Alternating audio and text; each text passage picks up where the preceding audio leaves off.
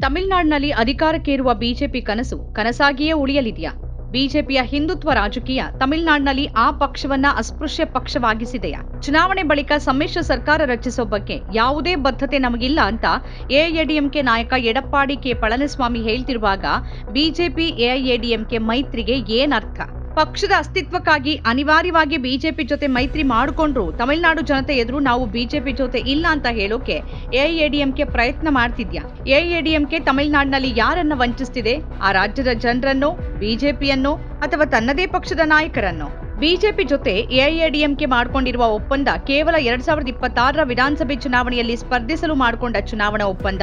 ಆದರೆ ಚುನಾವಣೆ ಬಳಿಕ ಸಮ್ಮಿಶ್ರ ಸರ್ಕಾರ ರಚಿಸುವ ಬಗ್ಗೆ ಯಾವುದೇ ಬದ್ಧತೆ ನಮಗಿಲ್ಲ ಅಂತ ಪಕ್ಷದ ಪ್ರಧಾನ ಕಾರ್ಯದರ್ಶಿ ಹಾಗೂ ವಿಧಾನಸಭೆ ವಿರೋಧ ಪಕ್ಷದ ನಾಯಕ ಎಡಪ್ಪಾಡಿ ಕೆ ಪಳನಿಸ್ವಾಮಿ ಸ್ಪಷ್ಟಪಡಿಸಿದ್ದಾರೆ. ಗಾಢವಾದ ಏಕತೆಯನ್ನ ಸೂಚಿಸುವಂತ ರಾಜಕೀಯ ವಿಶ್ಲೇಷಣೆಗಳಿಂದ ಉಂಟಾದ ತಪ್ಪು ಕಲ್ಪನೆಯನ್ನ ಹೋಗಲಾಡಿಸೋಕೆ ಸ್ಪಷ್ಟನೆ ನೀಡೋದು ಅಗತ್ಯ ಅಂತ ಅವರು ಬುಧವಾರ ಸುದ್ದಿಗಾರರ ಜೊತೆ ಮಾತನಾಡುವ ವೇಳೆ ಹೇಳಿದ್ದಾರೆ. ಚುನಾವಣೆ ಬಳಿಕ ರಾಜ್ಯದಲ್ಲಿ ಸಮ್ಮಿಶ್ರ ಸರ್ಕಾರ ರಚನೆ ಆಗತ್ತೆ ಅಂತ ಕೇಂದ್ರ ಗೃಹ ಸಚಿವ ಅಮಿತ್ ಶಾ ಎಲ್ಲೂ ಹೇಳಿಲ್ಲ. ನಾವು ಮೈತ್ರಿಕೂಟದ ಭಾಗವಾಗಿರ್ತೀವಿ ಅಂತಷ್ಟೇ ಹೇಳಿದ್ದಾರೆ. ನಾವು ಸಮ್ಮಿಶ್ರ ಸರ್ಕಾರ ರಚಿಸ್ತೀವಿ ಅಂತ ಎಲ್ಲೂ ಹೇಳಿಲ್ಲ. ನಾವು ಮೈತ್ರಿ ಮಾಡ್ಕೊಂಡ್ರೆ ಡಿಎಂಕೆಗೆ ಯಾಕೆ ಕಿರಿಕಿರಿ ಆಗ್ಬೇಕು? ಡಿಎಂಕೆಗೆ ಭಯ ಶುರುವಾಗಿದೆ. ಅಮಿತ್ ಶಾ ಕೂಡ ಸಮ್ಮಿಶ್ರ ಆಡಳಿತದ ಬಗ್ಗೆ ಉಲ್ಲೇಖ ಮಾಡಿಲ್ಲ. ದೆಹಲಿಗೆ ಮೋದಿ ಅಂತ ಹೇಳುವ ಜೊತೆಗೆ ರಾಜ್ಯದಲ್ಲಿ ಪಳನಿಸ್ವಾಮಿ ನಾಯಕತ್ವ ವಹಿಸಲಿದ್ದಾರೆ ಅಂತಷ್ಟೇ ಹೇಳಿದ್ದಾಗಿ ವಿವರಿಸಿದ್ದಾರೆ. ಪಳನಿಸ್ವಾಮಿ ಹೇಳಿಕೆಗೆ ಪ್ರತಿಕ್ರಿಯಿಸಿದ ಬಿಜೆಪಿ ರಾಜ್ಯ ಘಟಕದ ಮುಖ್ಯಸ್ಥ ನೈನಾರ್ ನಾಗೇಂದ್ರನ್ ಅವರು ತಮಿಳುನಾಡಿನಲ್ಲಿ ಸಮ್ಮಿಶ್ರ ಸರ್ಕಾರ ರಚಿಸುವ ವಿಚಾರದಲ್ಲಿ ಬಿಜೆಪಿ ವರಿಷ್ಠರು ನಿರ್ಧರಿಸಲಿದ್ದಾರೆ ಅಂತ ಹೇಳಿದ್ದಾರೆ. ಸೀಟು ಹಂಚಿಕೆ ಮತ್ತು ಸಚಿವ ಸ್ಥಾನ ಹಂಚಿಕೆ ಬಗ್ಗೆ ಸೂಕ್ತ ಸಮಯದಲ್ಲಿ ಮಿತ್ರ ಪಕ್ಷಗಳ ಜೊತೆ ಚರ್ಚೆ ನಡೆಸಿ ನಿರ್ಧಾರವನ್ನ ಕೈಗೊಳ್ಳುವುದಾಗಿ ಅಮಿತ್ ಶಾ ಚೆನ್ನೈ ಭೇಟಿ ವೇಳೆ ಸ್ಪಷ್ಟಪಡಿಸಿದ್ದಾರೆ. ತಮಿಳುನಾಡಿನಲ್ಲಿ ತನ್ನ ಸ್ವಂತ ಸಾಮರ್ಥ್ಯ ಹೆಚ್ಚಿಸಿಕೊಳ್ಳುವ ನಿಟ್ಟಿನಲ್ಲಿ ಗಣನೀಯ ಯಶಸ್ಸನ್ನ ಪಡೆಯದ ಬಿಜೆಪಿಗೆ 2026ರ ವಿಧಾನಸಭೆ ಚುನಾವಣೆಯಲ್ಲಿ ಎಐಎಡಿಎಂಕೆಯಂತಹ ದೊಡ್ಡ ಪಕ್ಷದ ಜೊತೆ ಮೈತ್ರಿ ಮಾಡೋದು ತಾತ್ಕಾಲಿಕ ಲಾಭವನ್ನ ನೀಡಬಹುದಾದರೂ ಈ ಸಂಬಂಧ ಗಂಭೀರವಾದ ಅನಿಶ್ಚಿತತೆಗಳು ಎದುರಾಗಿವೆ.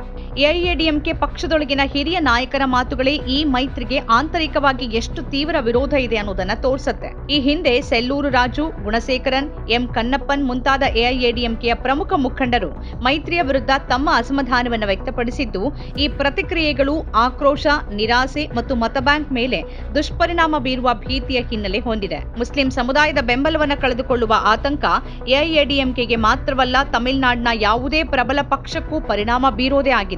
ತಮಿಳುನಾಡಿನಲ್ಲಿ ದ್ರಾವಿಡ ಚಳುವಳಿಯ ಪ್ರಭಾವ ಜೋರಾಗಿದೆ. ಅಲ್ಲಿನ ರಾಜಕೀಯ ಖಟ್ಟರ್ ಭಾಷಾಭಿಮಾನ, ದ್ರಾವಿಡ ಸಂಸ್ಕೃತಿಯ ಸುತ್ತಲೇ ಸುತ್ತುತ್ತಾ ಇರುತ್ತೆ. ಆಡಳಿತಾರೂಢ ಡಿಎಂಕೆ ಕೂಡ ತಮಿಳು ಭಾಷೆ ಹಾಗೂ ಸಂಸ್ಕೃತಿಯ ರಕ್ಷಕ ತಾನು, ಅದಕ್ಕಾಗಿ ತಾನು ಬಿಜೆಪಿ ಜೊತೆ ಹೋರಾಡ್ತಿದ್ದೀನಿ ಅನ್ನೋ ಇಮೇಜ್ ಅನ್ನ ಬಿಂಬಿಸುತ್ತೆ. ಹೀಗಿರುವಾಗ ಬಿಜೆಪಿ ಅಲ್ಲಿ ಹಿಂದುತ್ವ ರಾಜಕೀಯ ತಂದಾಗ ತಳಮಳ ಸೃಷ್ಟಿಯಾಗುವುದು ಸಹಜ. ಹೇಗಾದ್ರೂ ಡಿಎಂಕೆಯಿಂದ ಆಡಳಿತವನ್ನ ಕಿತ್ಕೊಳ್ಬೇಕು ಅಂತ ಪಣ ತೊಟ್ಟಿರುವ ಎಐಎಡಿಎಂಕೆಗೆ ಬಿಜೆಪಿಯ ಹಿಂದುತ್ವದ ಬಲವೂ ಸೇರಿಕೊಳ್ಳಲಿ ಅಂತ ಇದೆಯಾದರೂ ಅದಕ್ಕಾಗಿ ಅದು ತನ್ನ ತಮಿಳು ಬಲವನ್ನ ಕಳೆದುಕೊಳ್ಳೋದಕ್ಕೆ ಸಿದ್ಧವಿಲ್ಲ. ವಿಶೇಷವಾಗಿ ಅಲ್ಪಸಂಖ್ಯಾತರು, ಅದರಲ್ಲೂ ಮುಸ್ಲಿಮರು ಕೈಕೊಟ್ರೆ ಗೆಲುವು ಮರೀಚಿಕೆ ಅನ್ನೋದು ಎಐಎಡಿಎಂಕೆಗೆ ಚೆನ್ನಾಗಿ ಗೊತ್ತಿದೆ. ಈಗ ಪಕ್ಷದ ಮುಸ್ಲಿಂ ನಾಯಕರು ರಾಜೀನಾಮೆ ನೀಡ್ತಿರೋದು ಪಕ್ಷಕ್ಕೆ ತಲೆನೋವು ತಂದಿದೆ. ಎಐಎಡಿಎಂಕೆ ಪಕ್ಷ ಬಿಜೆಪಿ ಜೊತೆ ಮೈತ್ರಿ ಮಾಡ್ಕೊಳ್ಳೋಕೆ ತೀರ್ಮಾನಿಸಿದ್ರು ಇದು ಒತ್ತಡದ ನಿರ್ಧಾರ. ವಿಜಯ್ ನೇತೃತ್ವದ ಟಿವಿಕೆ ಪಕ್ಷದ ಜೊತೆಗಿನ ಮೈತ್ರಿ ಪ್ರಯತ್ನ ವಿಫಲವಾದ ಬಳಿಕ ಬೇರೆ ಮಾರ್ಗವಿಲ್ಲದ ಅನಿವಾರ್ಯ ರಾಜಕೀಯದಂತೆ ಬಿಜೆಪಿ ಜೊತೆಗಿನ ಮೈತ್ರಿ ಕಂಡು ಬರ್ತಾ ಇದೆ. ಈ ಕಾರಣದಿಂದಾಗಿ ಮೈತ್ರಿ ಕೇವಲ ಕಾಗದದ ಮೇಲೆ ಉಳಿದಿದ್ದು ಜನಮನದಲ್ಲಿ ಗೊಂದಲ ಹುಟ್ಟಿಸಿದೆ. ಎಐಎಡಿಎಂಕೆ ಪಕ್ಷದ ನಾಯಕರಿಂದಲೂ ಈ ಮೈತ್ರಿಯ ಕುರಿತು ಅಪಸ್ವರವೇ ಕೇಳಿಬರ್ತಾ ಇದೆ.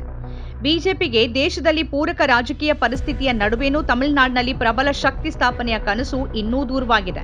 ಬಿಜೆಪಿ ತಮಿಳುನಾಡಿನಲ್ಲಿ ಧರ್ಮದ ಹೆಸರಲ್ಲಿ ಮತದಾರರನ್ನ ವಿಭಜಿಸೋಕೆ ಹೊರಟ್ರೆ ಸದ್ಯಕ್ಕಂತೂ ಯಶಸ್ಸು ಕನಸೇ ಸರಿ. ಇದನ್ನೆಲ್ಲ ಮುಂದಿಟ್ಟು ನೋಡಿದ್ರೆ ತಮಿಳುನಾಡಿನಲ್ಲಿ ಎನ್ಡಿಎ ಮೈತ್ರಿಕೂಟದ ಹಾದಿ ಮತ್ತಷ್ಟು ಕಠಿಣವಾಗಿದೆ. ತಮಿಳುನಾಡಿನಲ್ಲಿ ಇಂಡಿಯಾ ಮೈತ್ರಿಕೂಟ ಮುಖ್ಯಮಂತ್ರಿ ಎಂಕೆ ಸ್ಟಾಲಿನ್ ನೇತೃತ್ವದಲ್ಲಿ ಅಗ್ರೆಸಿವ್ ಆಗಿ ಮುಂದುವರಿಯುತ್ತಿರುವಾಗ ಎಐಎಡಿಎಂಕೆ ಬಿಜೆಪಿ ಮೈತ್ರಿ ದಿಕ್ಕು ತಪ್ಪಿದ ಹಡಗಿನಂತೆ ಕಾಣ್ತಾ ಇದೆ. ಸ್ವತಃ ಅಮಿತ್ ಶಾ ಅವರೇ ಚೆನ್ನೈಗೆ ಬಂದು ಎಐಎಡಿಎಂಕೆ ಜೊತೆ ಮೈತ್ರಿ ಘೋಷಣೆ ಮಾಡಿದ ಬಳಿಕವೂ ಆ ಪಕ್ಷ ಬಿಜೆಪಿ ಜೊತೆಗಿನ ಮೈತ್ರಿ ಬಗ್ಗೆ ಏನೇನೋ ಮಾತಾಡ್ತಿರೋದನ್ನ ನೋಡಿದ್ರೆ ಬಿಜೆಪಿಗೆ ಇದು ತೀರಾ ಮುಜುಗರ ತರುವ ಬೆಳವಣಿಗೆ. ನೀವು ನಮ್ ಜೊತೆ ಮೈತ್ರಿ ಮಾಡಿಕೊಂಡ್ರು ನಮ್ ಜೊತೆ ಒಂದು ಬದಿಯಲ್ಲಿ ಇದ್ದುಬಿಡಿ, ಜಾಸ್ತಿ ಎದುರು ಕಾಣಿಸ್ಕೊಳ್ಬೇಡಿ ಅಂತ ಎಐಎಡಿಎಂಕೆ ಮುಖಂಡರು ಬಿಜೆಪಿಗೆ ಹೇಳಿದ ಹಾಗಿದೆ ಸದ್ಯದ ತಮಿಳುನಾಡಿನ ಪರಿಸ್ಥಿತಿ. ವಿಶ್ವಗುರು ನಾಯಕರ ಪಕ್ಷಕ್ಕೆ ತಮಿಳುನಾಡಿನಲ್ಲಿ ಇದು ಬಹಳ ದೊಡ್ಡ ಮುಖಭಂಗ.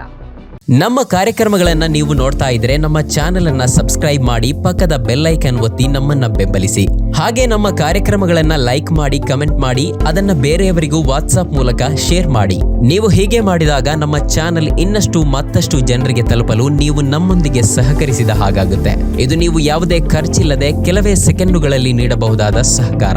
ಧನ್ಯವಾದಗಳು.